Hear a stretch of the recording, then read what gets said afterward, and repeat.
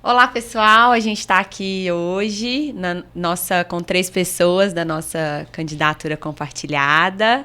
A Maria da Consolação, nossa candidata, a Marina e eu, Thalita Barcelos, no podcast Minas com Maria.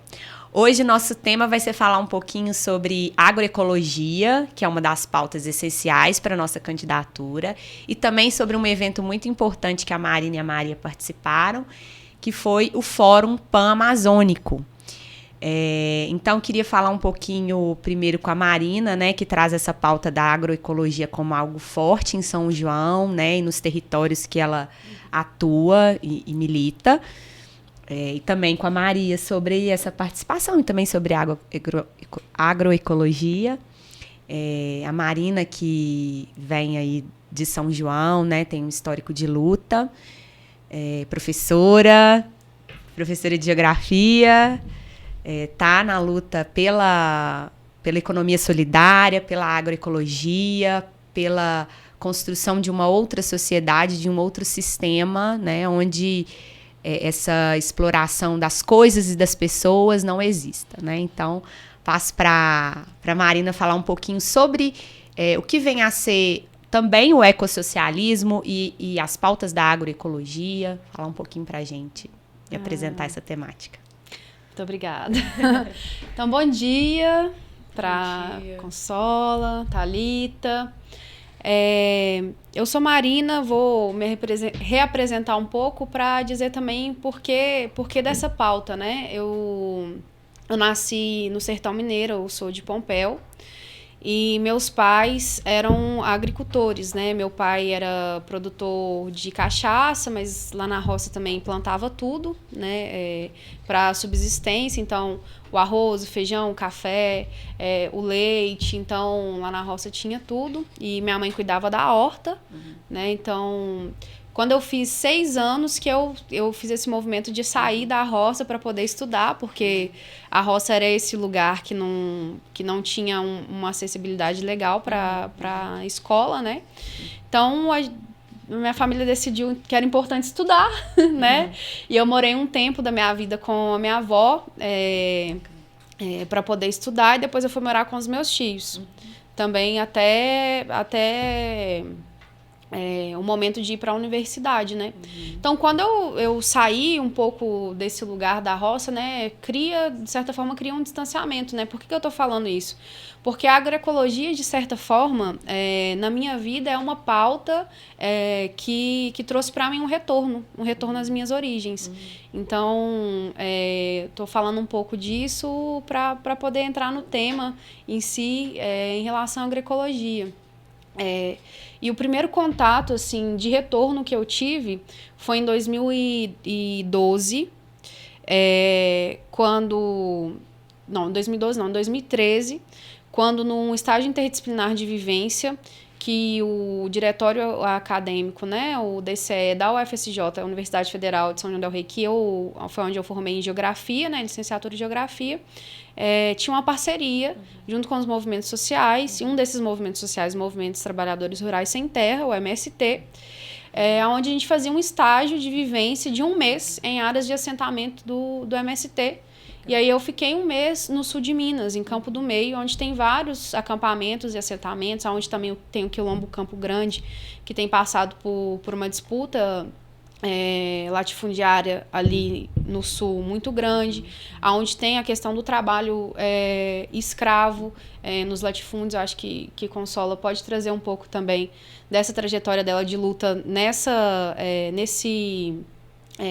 conflito agrário também, né, um pouco da história dela, porque isso tem a ver com a agroecologia, né? Então, no MST, que foi um momento ali desse retorno que eu falei assim, nossa, né, o que é legal aqui da gente pensar quando se discute soberania alimentar na reforma agrária, que são uma das pautas principais da MST, né? Quando eu vi ali o trabalho das mulheres, todo o trabalho das mulheres em confrontar a indústria de transgênicos, por exemplo, né, que é essa questão das empresas que vendem as sementes para os agricultores plantarem, mas são sementes que não vão produzir outras sementes depois, né? A gente só pega aquela semente, a gente pode produzir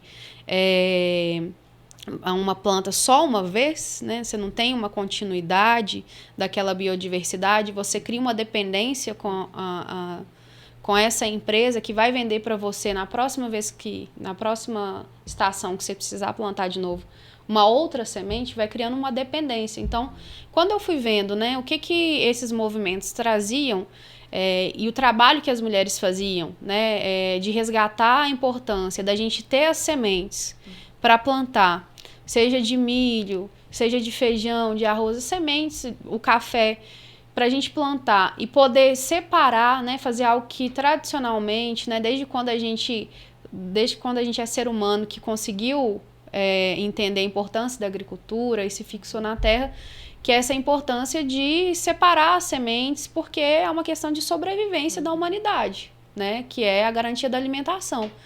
Então foi aí que eu fui entendendo a agroecologia enquanto pauta principal, tanto no meio urbano quanto no meio rural, e o papel importante que as mulheres têm tido nesse processo da agroecologia, que é a gente planta na terra, mas não entendendo a terra como um recurso infinito, né? Um recurso a ser explorado, um recurso a ser esgotado a qualquer custo. Mas a gente planta na terra pensando a diversidade de plantas que vai estar vivendo uma com a outra, vivendo perto uma da outra, que vai dar melhores frutos, melhores, né, plantar ali, por exemplo, a couve junto com que usa muito no norte de Minas, eu amo. Piqui? Não. O coentro. Por exemplo, plantar, a gente vai descobrindo coisas que essa simbiose, essa vivência da planta uma do lado da outra, que ela ajuda uma a outra, né? Por exemplo, plantar a couve junto com o coentro para não ter pulgão. Então, como que é essa harmonia na natureza, né? Porque a agroecologia é pensada não só em não ter o veneno, né, o agrotóxico, e não só ter autonomia em relação aos transgênicos, mas como que a gente enxerga a natureza, como que a gente vive na natureza e as relações que a gente tem nesse plantio. Então, por exemplo, algo que as mulheres na agroecologia falam muito e que também tem se empoderado para entender qual que é o lugar das mulheres nessa luta, porque a gente sabe ainda que o meio rural e esse meio também é um espaço ainda de muita violência para as mulheres, e principalmente as mulheres da MST no último período vem dizendo o seguinte: se há relações de violência, não há alimento saudável. Então, se uma mulher sofre violência, então para as mulheres do campo, para as mulheres que plantam, seja no campo ou na cidade, eu não estou produzindo um alimento que seja agroecológico se há relações humanas de violência também. Então, a agroecologia ela não tem só a ver com a relação que a gente tem com a terra, mas ela tem a ver também com as relações que a gente tem entre nós, enquanto seres humanos, como que está sendo essa relação, se é uma relação violenta, de desrespeito, e assim também a relação com a natureza. Então, eu acredito que dessa forma que eu fui entrando, né, na agroecologia, em São João del Rei eu comecei a participar do Fórum de Economia Popular Solidária, que também é uma pauta que vem junto com a agroecologia, que é onde os empreendimentos que praticam agroecologia se organizam, porque para entender também quais são as relações de comercialização do excedente, né, do que a gente precisa também para sobreviver, que não seja pautado meramente no lucro ou em lucrar naquele produto que vem da terra, né, ou no produto artesanal, no caso da economia popular solidária. Então, como que isso está tudo envolvido, e tem trazido outra perspectiva para a vida das mulheres, principalmente aquelas que não têm renda, que não têm emprego em renda. Trabalho a gente tem, porque a gente tem o trabalho doméstico, né? Mas o trabalho doméstico não é remunerado. Então, para as mulheres que não têm emprego e renda, né, a agroecologia ela é uma alternativa, inclusive, de quebrar a dependência econômica que as mulheres têm, e a economia solidária é a mesma coisa, porque é uma das pautas principais, que é a geração de renda para as mulheres não terem mais dependência dos seus violentadores, né? Ou, se não for violentador, mas também ter uma autonomia enquanto mulher que está ali naquela luta. Eu falo principalmente das mulheres, porque em sua maioria é quem está hoje na linha de frente, nessa defesa da vida, né? Porque a gente entende que a agroecologia, a economia popular solidária é uma defesa da vida. Aí eu vou deixar vocês falarem, senão eu vou falar direto. Interessante você trazer como que a relação homem e mulher, né? Relações de gênero, né? Mas até a própria construção do conceito de gênero é algo mais recente. Influencia na agroecologia, influencia nas relações com a terra, né? E no próprio estabelecimento do sistema e na produção daquilo que a gente precisa para viver, que é o essencial, que é a alimentação. Eu fiquei lembrando daquele livro, O Caliban e a Bruxa, né, da Silvia Federici, que ela fala que antes da existência do sistema capitalista, antes do período de transição, a mulher, né, primeiro que não havia essa divisão, ela traz isso, não havia essa divisão sexual do trabalho como é algo que o sistema capitalista trouxe muito forte, de relegar a mulher no espaço doméstico e dividir, né, trabalho de homem e trabalho de mulher. E aí como que antes, né, desse processo de transição para o sistema capitalista, as mulheres, elas eram as principais responsáveis pela produção justamente do alimento, né? Produção do alimento enquanto plantio, né? Elas eram responsáveis pelo plantio, isso trazia para elas uma liberdade muito maior, né? Não havia essas relações de violência, não havia essa relação de divisão.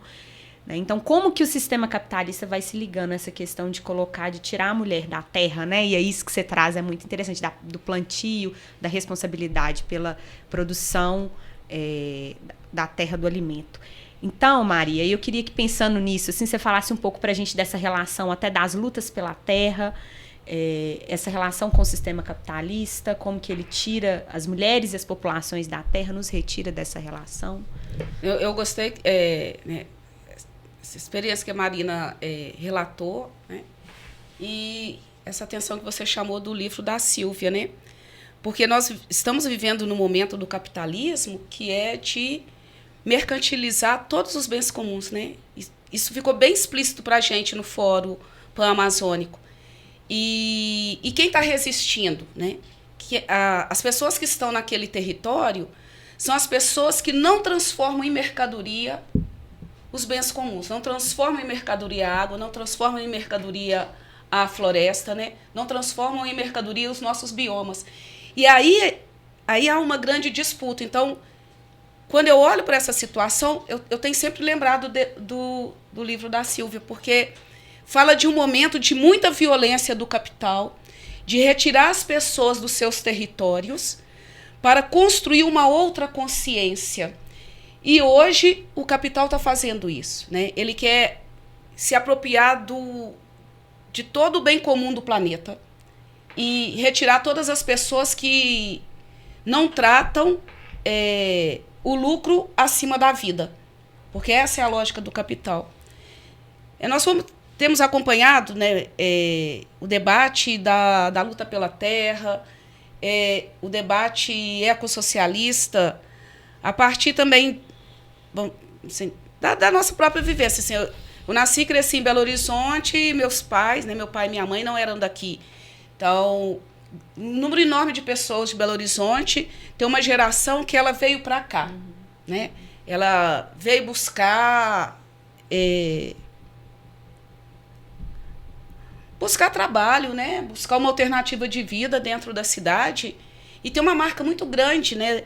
Desse interior, desse sertão, desse que o Darcy Ribeiro chamava de Brasil caipira, no modo mineiro de ser, né? E também do sertanejo, né? Porque a forma que o Darcy trabalha isso é diferente, não é só uma questão geográfica, né? É cultural também. É cultural e também da forma de intervenção econômica, né? De organização econômica. Então, nós temos essa coisa do caipira e do sertanejo. Quando eu comecei a participar do movimento sindical, e aí na Comissão Nacional de Mulheres Trabalhadoras, né, da CUT, havia todo um debate do trabalho das mulheres e o trabalho nos vários espaços, e a dificuldade do trabalho no campo, né, a violência, o grau de exploração, e mesmo hoje, né, um grau de exploração é tão absurdo que de exaurir as forças, né? Exaurir ao máximo a capacidade de trabalho das pessoas. E esse processo foi sendo construído também, né? Então, discutir o trabalho das mulheres, o trabalho no campo e acompanhar as lutas pela terra. Todo um processo que nós fizemos de acompanhamento das lutas do MST, da reforma agrária no Brasil.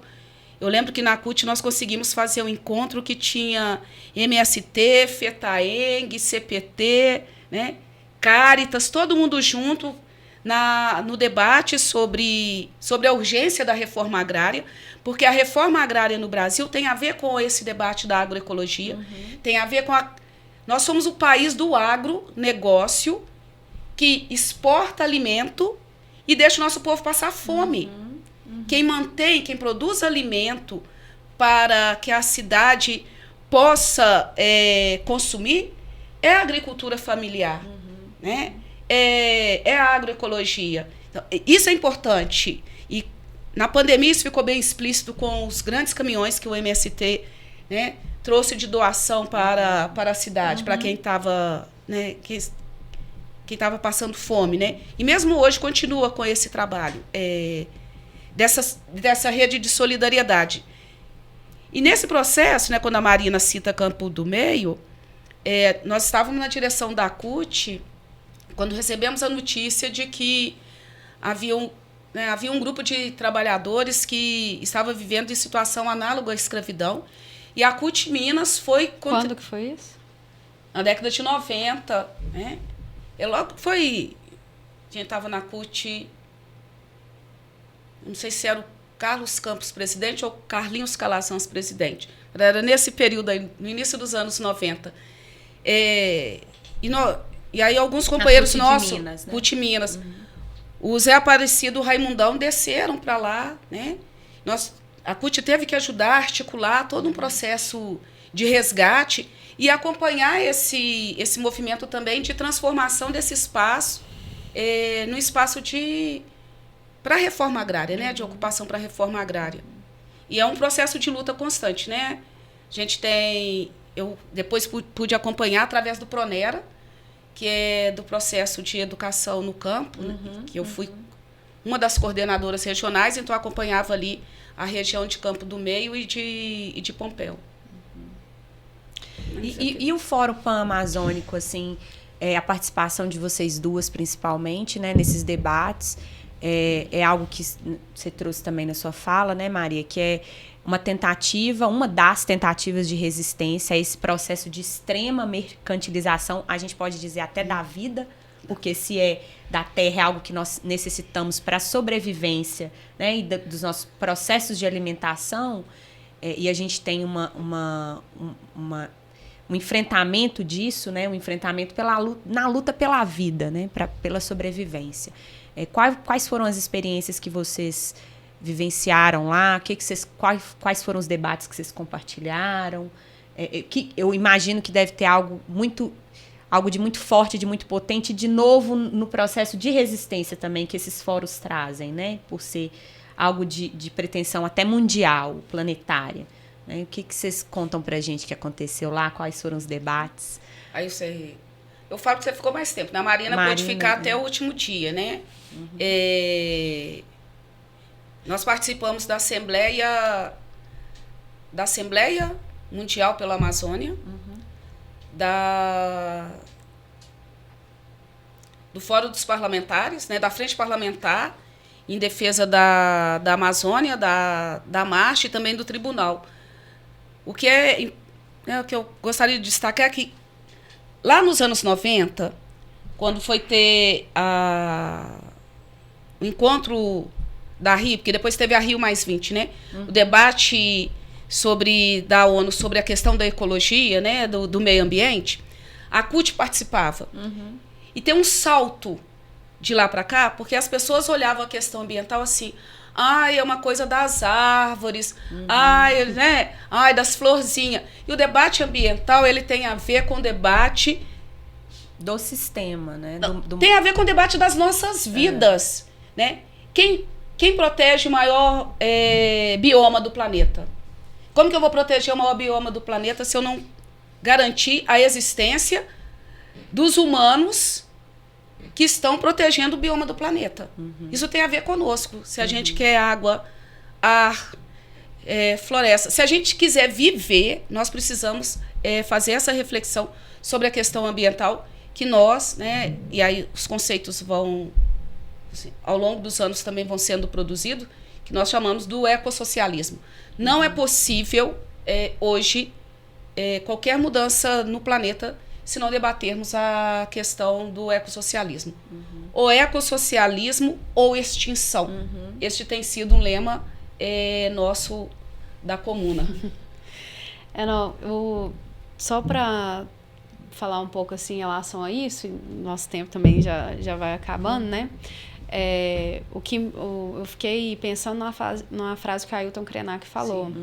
Que ele falou assim, brevemente, mas foi uma fala marcante, que ele vira para todo mundo e pergunta assim: e se a Terra deixar a gente sem ar, todo mundo, a Terra inteira, o planeta Terra inteira, resolver deixar a gente sem ar por 15 minutos, né, por 10, 15 minutos, não há mais humanidade, né? Ele começou a falar, vai sobreviver borboleta, vai sobreviver não sei lá o que, que consegue sobreviver mais de 10 minutos sem ar, né, sem oxigênio.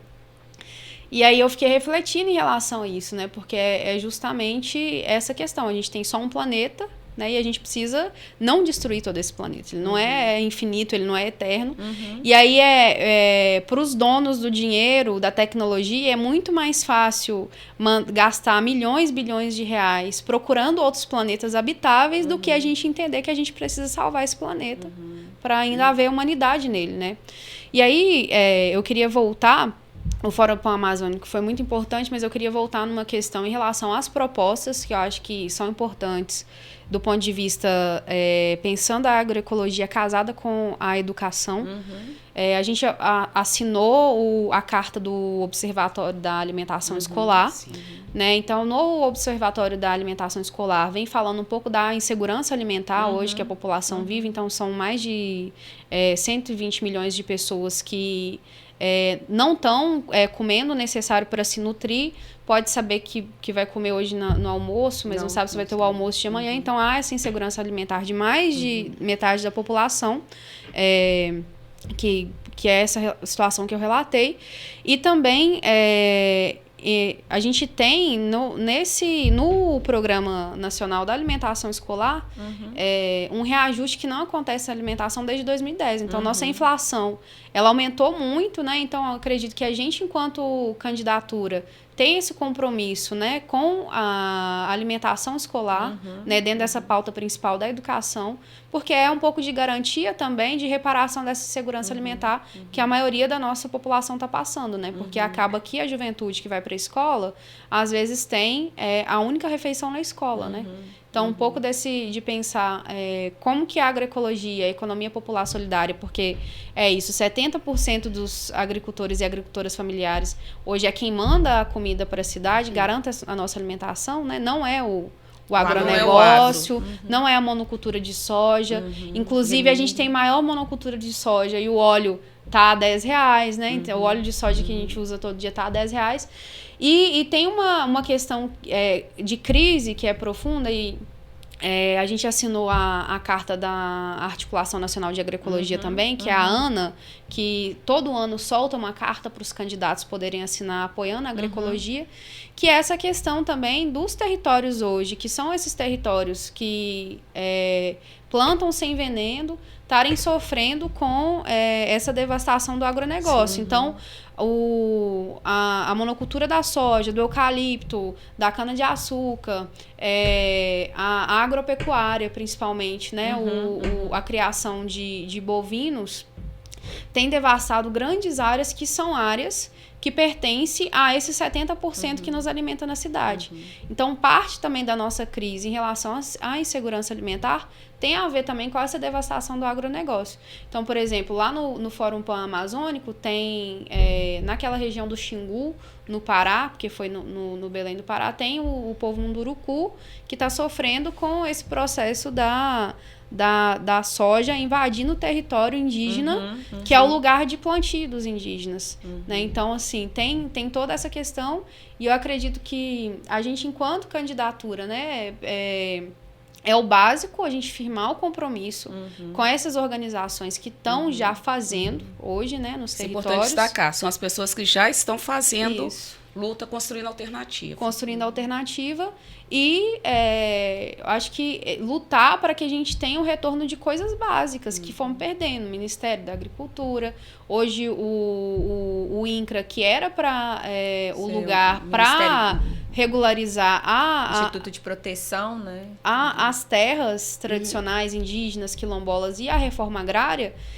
hoje é um lugar que é contra tudo isso. Que persegue os indígenas. Que está retomando as origens na época da ditadura militar, e quando ocupando ele foi criado, e matando, né? Os Guarani Kaiowá. E a gente tem um debate emergencial aqui em Minas Gerais, que é a defesa do cerrado também, das serras e do cerrado. Então, a Amazônia é um bioma importantíssimo, natural, ocupa mais de 50% do nosso território. Quase 50%, não é mais de 50%, é 49% e pouco. Mas o cerrado também é o que está majoritariamente na nossa região. É a plantação de eucalipto. O único lugar do mundo que existe também, né, o cerrado. E a gente está com ele totalmente comprometido. Então, a gente tem uma crise que afeta... E aí, quando eu falo do agronegócio, também tem a questão das mineradoras, das grandes multinacionais, porque afeta também os pequenos agricultores. Para ir finalizando, por exemplo, essa região do Paraopeba, onde teve o crime da Vale em Brumadinho, ela veio devastando várias famílias, não só ribeirinhas pescadoras, mas agricultoras que dependiam ali para fazer o processo de plantio, que era quem abastecia aqui a região metropolitana também. Também, né? Com hortaliça... Com os hortifrutigranjeiros. Com hortaliça, verdura. Então, há um debate que está interligado, né, da agroecologia com as formas também que a gente vai ter de construir política dentro da Assembleia Legislativa, né, de Minas Gerais, de quais projetos que a gente defende na educação que estão ligados com essa defesa da segurança alimentar, da soberania alimentar e principalmente com a dignidade humana de quem trabalha na terra, mas também todos nós que precisamos sobreviver da terra, né? Até para a gente estabelecer uma qualidade de vida, né, e um bem viver, né? Então, eu só queria assim, da gente pensar, se a gente parar e pensar a conexão que tem através dos rios. Porque a gente olha assim, quais são as conexões? Um rio, um riachozinho cai no outro, cai no outro, cai no outro, vai lá para o mar. É tudo conectado, entendeu? E às vezes nós não damos conta de perceber. Eu acho que o Projeto Manuelzão ensinou isso pra gente. Essa conexão, né? É a Mãe Terra. A Mãe Terra é também a Mãe Água. É junto. Né? E lutar pra gente. Pra gente poder viver. Pra preservação dessa... das nossas vidas.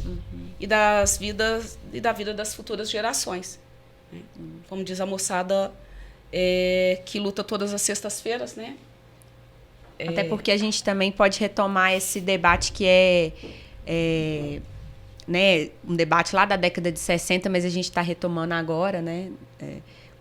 Também no ecossocialismo, que é de pensar a qualidade de vida e o bem viver. Nós estamos na luta não só pelo mínimo, não só por garantias básicas, não só a luta do direito básico, mas também um bem viver e uma qualidade de vida que a gente entende que é fundamental para a gente se estruturar no mundo, que o sistema nos tira, né? Que esse sistema capitalista nos tira. Então, eu queria agradecer vocês por esse momento e dizer que essa é uma das nossas pautas, né? Da nossa candidatura, e a gente espera, de forma compartilhada e de forma coletiva, construir isso na Assembleia de Minas.